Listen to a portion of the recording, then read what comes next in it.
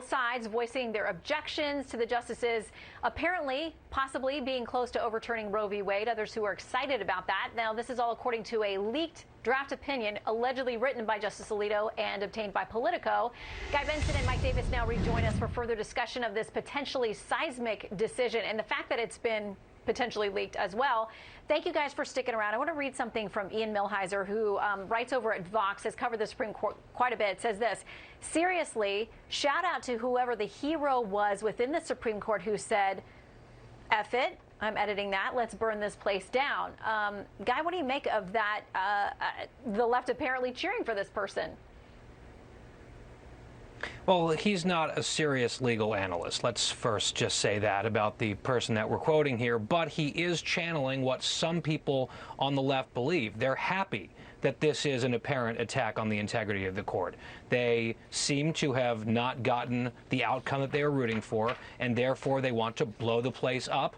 They are not happy that there are 5 or 6, depending on the day, conservative justices, and therefore the decisions that are rendered by this court, they want to paint in the imagination of the public as somehow not legitimate, not okay, not serious, and not worthy of institutional respect. If that's the goal, we're going to see a lot more of this kind of ugliness. I hope that isn't the goal for most people involved with the Supreme Court. I would hope that even the dissenting justices and some of their supporters would say, this is an internal precedent that is very ugly and very dangerous and will hurt all of us at some point if it's allowed to stand and not be punished swiftly and harshly.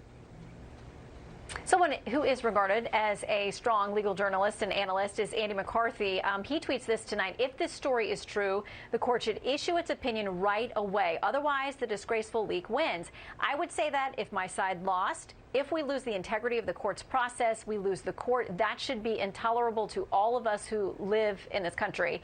And Mike, we touched on this. You touched on this a little bit earlier in the show. How quickly do you think that actually happens? That whatever is the actual final opinion, whatever form, is released officially by the courts? We talked about this. The court could issue a per curiam decision tomorrow, saying what the result is with opinions following. It could be a majority opinion, dissenting opinion, concurring opinion. They could do this tomorrow, and they should. This is an assault on the court's independence. This creates grave threats for justices, where we have crazed people out there who may try to take justice into their own hands. And this needs to be, this opinion needs to get out there as soon as possible, so there are no questions left, and let's just get this resolved. Mike, do you think we'll hear from the chief rather quickly? Because he rarely speaks out, but when he does issue a statement, it is on something of great import. I don't know if he'll issue a statement on this. I think he should just issue the opinion. He should issue the majority opinion. I clerked on the Supreme Court. I have never heard of an opinion, a draft opinion leaking like this. I don't think it's ever happened. I think there have been snippets of opinions leaked before, and that's rare. But this creates great damage to the Supreme Court, to the trust, to collegiality, and whoever did this.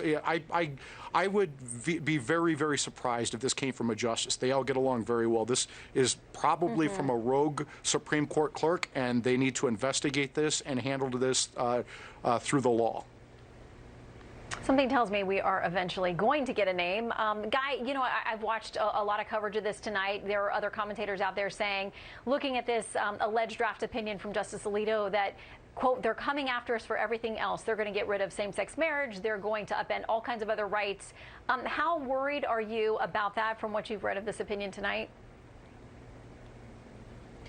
Well, I would point out that in the Bostock case, more recently, the Supreme Court expanded LGBT rights, and that was a 6-3 decision authored by Justice Gorsuch. So I think some people are getting extremely heated. I understand that this is a thorny and difficult issue where there are passions on both sides. Unfortunately, all of the passions on this issue, almost all of them, exclusively reside on one side of the issue in most American newsrooms. And so the coverage of this will be extremely slanted, extremely high decibel. Newsrooms are very angry about this. They are big abortion supporters for the most part, and they don't even make a pretense of really trying to be even-handed on this particular issue.